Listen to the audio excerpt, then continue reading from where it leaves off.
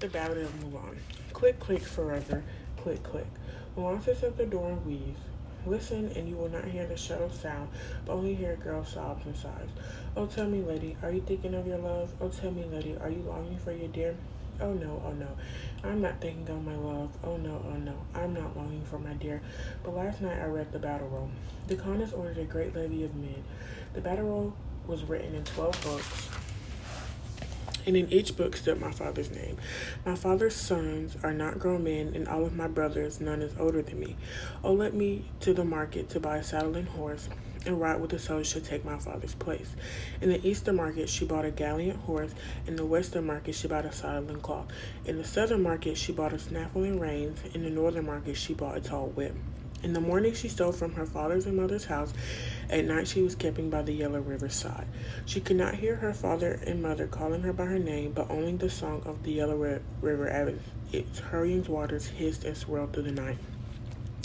At dawn they left the river and went on their way. At dusk they came to the black water's side. She could not hear her father and mother calling her by her name. She could only hear the muffled voices of the Sidonian horsemen riding on the hills of the Yin. 1,000 leagues she trampled on errands of war, frontiers and hills she crossed like a bird in flight. Through the northern air echoed the watchman's tap, the wintry light gleamed on the coats of mail. The captain had fought 100 fights and died. The warriors in 10 years had won their rest.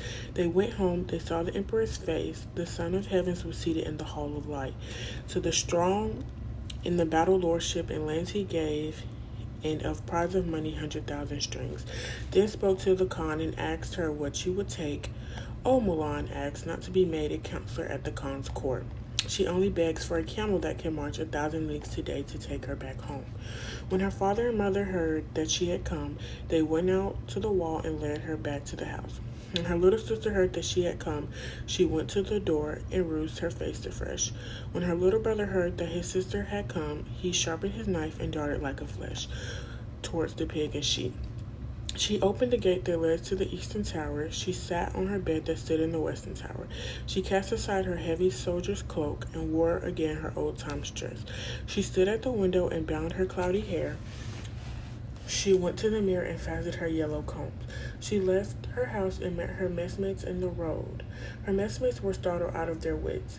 They had marched with her for 12 years of war and never known that Mulan was a girl. For the male hair was lifting, lollipopping gay, and a female air was wild, roving eye. But set them both scampering side by side, and who was so wise could tell you this is he.